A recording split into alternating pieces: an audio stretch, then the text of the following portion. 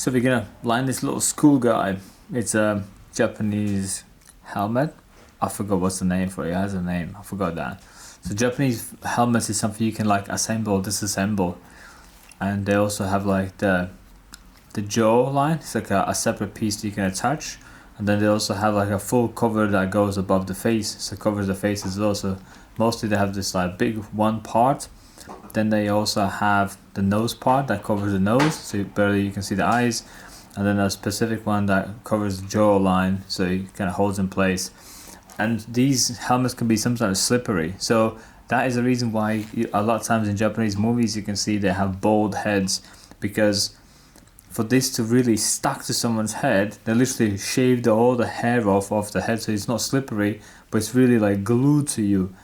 And that is the reason why in the movies you can see half bald, half hair. It's because to not make it slippery, it kind of really stacks on you, like these gloves go on you. But imagine if you would have hair underneath the gloves, these gloves would not really be on you, they would just slide off because there's hair. Yeah, so that's the reason they shaved it all off. So that's like a mini backstory to them. I'm going to use 9 round liner. I have Acus M2. For the black, I just use dynamic triple black.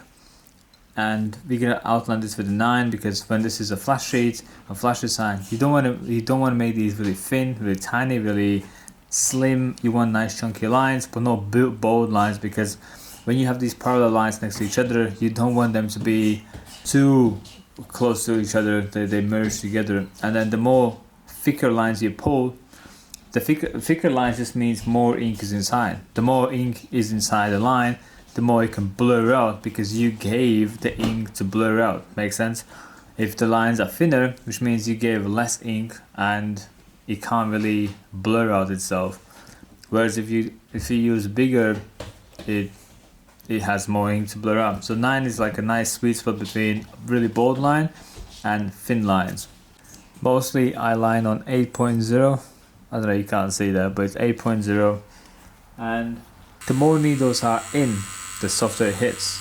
And then if we see clockwise, literally you can watch them and then they will come out more and more and more.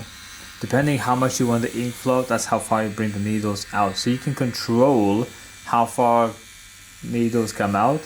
Also, you physically control how much ink comes out. Yeah, so if ink comes out massive, that's your fault. If ink doesn't come out, it's your fault. So you can design how much ink comes out, and sometimes literally you can just do this much, like a tiny bit of twist, and that's all it's needed. You'll see many times you don't need to make a full loop or something. You can just do a small adjustment, small little tweak from, like, if this is like a clock, you go from, like, let's say here's 9 to 12, and that's a big change. Maybe you can't see much, but I'm pretty sure you can hear it, how much ink goes quiet, more louder, quiet, more louder, quiet, more louder. I don't know if you can hear that, but it's a big change in a sense. And then you pick up the ink. Automatically you put cream onto the line you're planning to line. I think I'm just gonna start from the helmet, somewhere there. I never really start from the corners. Like I try to avoid starting from corners. So we're gonna start from like a mid-line, which allows us to glide in. Yeah, so we can glide in ourselves, and then we can just line nice, juicy, long lines. As you can see, your arm needs to become like a robot, yeah? No movement, no running, just nice, chill, relax. And then here we glide out, literally like upwards, like a plane lifts off. Yeah, you slide out. And then we dub. So if you dub many times, there's nothing to clean, no mess made. Cool, crack on. And then we repeat.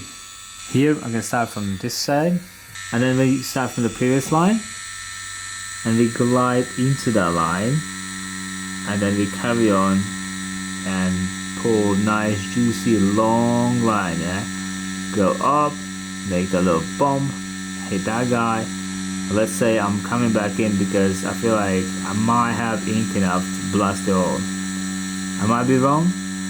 Actually, I can feel I'm losing ink, so I'm gonna take out needle in a safe place rather than I get to the corner and then the ink runs out and you're like, fuck. You wanna stop and start lines where it's handy for you. Yeah, it's same like parking. You want to park your car where it's easy to get in and it's also easy to get out. Yeah, you don't want to be park yourself where it's really hard to get out. So in a sense, you also want to break the line apart where it's easy for you to break line apart. And then you can just continue like nothing ever happened and continue that line, and then you pull into the line and you continue for a little bit and then you pull it out. And then we dab, dab, dab, dab, dab, dab, and then voila, we have nice black line, nice and easy. And then we just repeat that many times. When you first start, I don't know why, but people have the tendency to leave gaps between the lines. Do not keep a gap between your lines. You need to join them two together. You push upwards, make a little bump down, hit that line, and then slide back in. And we repeat